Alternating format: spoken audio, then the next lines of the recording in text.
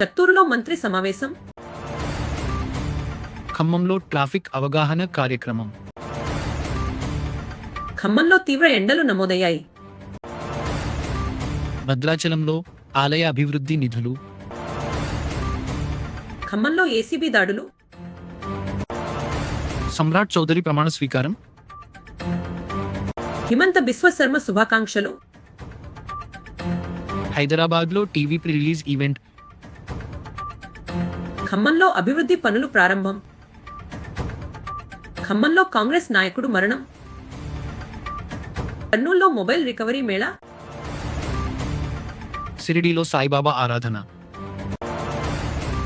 నాగర్కోయిల్లో సాలెపేరణి ఉత్సాహం. శ్రీనగర్లో ఫూలే స్కూల్ విజయం. కర్నూలులో బసవేశ్వర విగ్రహం ప్రారంభం. కర్నూలులో కాలేజీ అభివృద్ధి ప్రారంభం. కర్నూలులో సుమలత నియమం.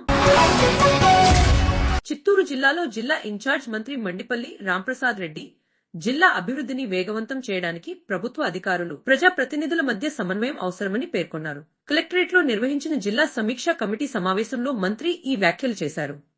ఈ సమావేశానికి జిల్లా కలెక్టర్ సుమిత్ కుమార్, ఎమ్మెల్యేలు కె మురళీమోహన్, జగన్ మోహన్, సంయుక్త కలెక్టర్ ఆదర్శ్ రాజేంద్రన్, అదనపు పోలీస్ సూపరింటెండెంట్ రాజశేఖర్ రాజు తదితరులు హాజరయ్యారు. సమావేశంలో మంత్రి రాష్ట్ర ప్రభుత్వం పరిపాలనను బలోపేతం చేయడంపై దృష్టి సారించిందని తెలిపారు. సమన్వయం ద్వారా అభివృద్ధి కార్యక్రమాలు వేగవంతం చేయాలని సూచించారు.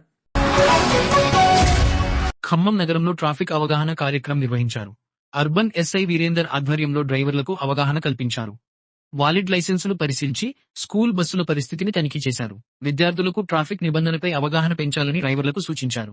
ఈ కార్యక్రమం ద్వారా డ్రైవర్లు ట్రాఫిక్ నియమాలను పాటించడం, విద్యార్థుల భద్రతకు ప్రాధాన్యత ఇవ్వడం వంటి అంశాలపై దృష్టి పెట్టారు. భవిష్యత్తులో ఇలాంటి కార్యక్రమాలు మరింత విస్తృతంగా నిర్వహించాలనే ఆలోచన వ్యక్తమవుతోంది. ఖమ్మం జిల్లాలో రాబోయే 3 రోజులు తీవ్ర ఎండలు ఉంటాయని వాతావరణ శాఖ హెచ్చరించింది. నిన్న ఖమ్మం రూరల్, కల్లూరు, బోనకల్, చింతకాని, ముదిగొండ మండలాల్లో 42 నుండి 43 డిగ్రీల ఉష్ణోగ్రతలు నమోదయ్యాయి. వడగాల్పులు మరింత పెరిగే అవకాశం ఉందని, అత్యవసర పరిస్థితుల్లో మాత్రమే బయటకు వెళ్లాలని ప్రజలకు సూచించారు. వడగాల్పుల ప్రభావం తగ్గించేందుకు తగిన జాగ్రత్తలు తీసుకోవాలని అధికారులు సూచిస్తున్నారు. ప్రజలు తగిన జాగ్రత్తలు తీసుకుంటూ అవసరమైతే మాత్రమే బయటకు వెళ్లాలని సూచించారు. భద్రాచలం రామాలయం అభివృద్ధికి 586 కోట్ల రూపాయలు మంజూరు చేశారు. ఖమ్మం జిల్లా వ్యాప్తంగా ఆలయ అభివృద్ధి కోసం పొంగులేటి శ్రీనివాస్ రెడ్డి స్వయంగా సర్వే నిర్వహించారు. ప్రభుత్వం మొదటి విడతగా 371 కోట్ల రూపాయలు విడుదల చేస్తుందని మంత్రి ప్రకటించారు. మిగిలిన నిధులు తర్వాత విడుదల చేస్తామని వివరించారు. ఆలయ కమిటీ మంత్రి మరియు ప్రభుత్వానికి కృతజ్ఞతలు తెలిపింది. ఈ చర్యలతో భద్రాచలం రామాలయం మరింత అభివృద్ధి చెందనుంది. ఖమ్మం నగరంలోని మీ సేవ కేంద్రాల్లో జరుగుతున్న అక్రమాలపై అవినీతి నిరోధక శాఖ ఏసీబీ దాడులు నిర్వహించింది. ఖమ్మం అర్బన్ తహసీల్దార్ కార్యాలయం పక్కన ఉన్న మీ సేవ కేంద్రాన్ని అధికారులు తనిఖీ చేశారు. ప్రజల నుంచి వచ్చిన ఫిర్యాదుల ఆధారంగా ఈ దాడులు చేపట్టారు. ఏసీబీ అధికారి ప్రకారం ప్రజలకు ఎలాంటి ఇబ్బందులు లేకుండా నిబంధనలకు అనుగుణంగా మీ సేవ కేంద్రాలు నడపాలని సూచించారు. ఈ దాడుల ద్వారా అక్రమాలకు అడ్డుకట్ట వేయడం లక్ష్యంగా ఉంది. తదుపరి చర్యలు తీసుకునేందుకు సంబంధిత అధికారులకు సూచనలు జారీ చేశారు. సమ్రాట్ చౌదరి బీహార్ ముఖ్యమంత్రిగా ప్రమాణ స్వీకారం చేశారు. పట్నాలో జరిగిన కార్యక్రమంలో ఆయన ఈ బాధ్యతలు స్వీకరించారు. ఈ సందర్భంగా ఆయన చేసిన ప్రతిజ్ఞను వినండి. मैं बिहार राज्य के मुख्यमंत्री के रूप में अपने कर्तव्यों का श्रद्धा पूर्वक और शुद्ध अंतःकरण से निर्वाह. సమ్రాట్ చౌదరి ప్రమాణ స్వీకారం బీహార్ రాజకీయాల్లో కీలక ఘట్టం. ఆయన నాయకత్వంలో రాష్ట్రం అభివృద్ధి చెందుతుందని ఆశిస్తున్నారు. అస్సాం ముఖ్యమంత్రి హిమంత బిశ్వ శర్మ రొంగాలి బిహు మరియు అస్సామీ కొత్త సంవత్సర శుభాకాంక్షలు తెలిపారు. ఈ పండుగ అస్సాం ప్రజల జీవితంలో ముఖ్యమైనది.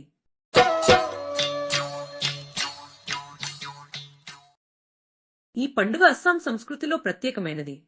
కొత్త సంవత్సరం ప్రతి ఇంటికి సంతోషం మరియు శ్రేయస్సు తీసుకురావాలని ఆశిస్తున్నారు. హైదరాబాద్ లో తిమ్మలోపల్లి టీవీ ప్రీ రిలీజ్ ఈవెంట్ జరిగింది. హీరో కిరణ్ అబ్బవరం మరియు ఇతర సిబ్బంది హాజరయ్యారు. ఈ కార్యక్రమం ప్రేక్షకులలో ఆసక్తిని రేకెత్తించింది. ఒక్కసారి తింటే మరిచిపోరు మీరు, ఒక్కసారి తింటే మరిచిపోరు మీరు. ఈ ఈవెంట్ ద్వారా సినిమాపై మరింత ఆసక్తి పెరిగింది. కిరణ్ అబ్బవరం తన ఆనందాన్ని ట్విట్టర్లో పంచుకున్నారు. గ్రామ అభివృద్ధి లక్ష్యంగా భట్టి విక్రమార్క ఖమ్మం పర్యటనలో ఉన్నారు. జిల్లా కలెక్టర్ అనుదీప్ పలు మండలాల్లో అభివృద్ధి పనులు ప్రారంభించారు. రోడ్ల మరమ్మతులు ప్రారంభమయ్యాయి.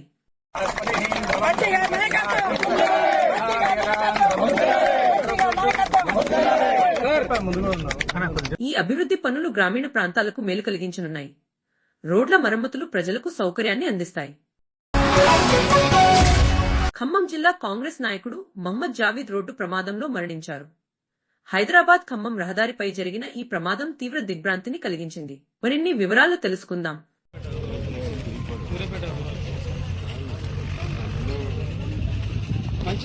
మేడం మరి మాకు తెలియదు మేడం, ఇంకా తెలుస్తలేదు, హాస్పిటల్ షిఫ్ట్ చేస్తున్నాం. ఈ సంఘటన ఖమ్మం జిల్లాలో కాంగ్రెస్ శ్రేణులకు పెద్ద దెబ్బ. నాయకుడి మృతి పార్టీకి నష్టాన్ని కలిగిస్తుంది. కర్నూలులో మొబైల్ రికవరీ మేళా జరిగింది. 529 మొబైల్ ఫోన్లు బాధితులకు తిరిగి అందజేశారు. ఈ కార్యక్రమం కర్నూలు జిల్లా పోలీసుల ఆధ్వర్యంలో జరిగింది. మొబైల్ ఫోన్స్, మిస్ అయిన మొబైల్ ఫోన్స్ ఇవన్నీ రికవర్ చేసి బాధితులు ఎవరెవరు ఉన్నారో వాళ్ళందరికీ అందజేసే ప్రోగ్రామ్ చేపట్టడం జరిగింది. ఈ రికవరీ మేళా ద్వారా ప్రజలకు మళ్లీ నమ్మకం కలిగింది. ప్రజలు తమ పోగొట్టుకున్న మొబైల్స్ కోసం పోలీస్ వెబ్సైట్లో నమోదు చేయవచ్చు. షిరిడీలో సాయిబాబా ఆరాధన కార్యక్రమం జరిగింది. ఈ కార్యక్రమంలో భక్తులు పెద్ద సంఖ్యలో పాల్గొన్నారు. భక్తి భావంతో సాయిబాబాకు ప్రత్యేక పూజలు నిర్వహించారు. गणू म्हणे बाबा साई धाव पाव माझे आई, पाव माझे आई, धाव पाव माझे आई. ఈ కార్యక్రమం భక్తుల మనోభావాలను ప్రతిబింబిస్తుంది.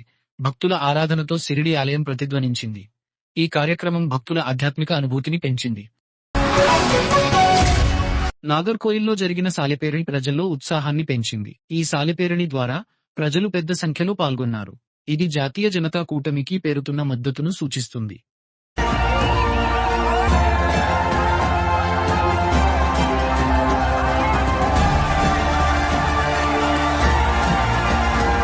ఈ సాలెపేరణి జాతీయ జనతా కూటమికి ప్రజల మద్దతు పెరుగుతున్నదని చూపిస్తుంది. తదుపరి కార్యక్రమాలు మరింత ఉత్సాహంగా ఉంటాయి. శ్రీనగర్లో జరిగిన నేషనల్ టచ్ రగ్బీ ఛాంపియన్షిప్లో మహాత్మా జ్యోతిరావు ఫూలే గర్ల్స్ గురుకుల్ స్కూల్ 3వ స్థానం సాధించింది. తెలంగాణకు చెందిన ఈ విద్యార్థినులు కరీంనగర్ జిల్లా గర్వకారణంగా నిలిచారు.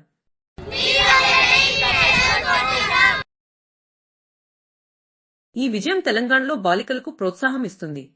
భవిష్యత్తులో మరిన్ని విజయాలు సాధించాలని ఆశిస్తున్నాం. కర్నూలులో బసవేశ్వర విగ్రహాన్ని మంత్రి టీజీ భరత్ ప్రారంభించారు. ఈ కార్యక్రమంలో ఆయన ముఖ్యమైన వ్యాఖ్యలు చేశారు. ప్రజలు జగన్మోహన్ రెడ్డికి వ్యతిరేకంగా ఉన్నారని తెలిపారు.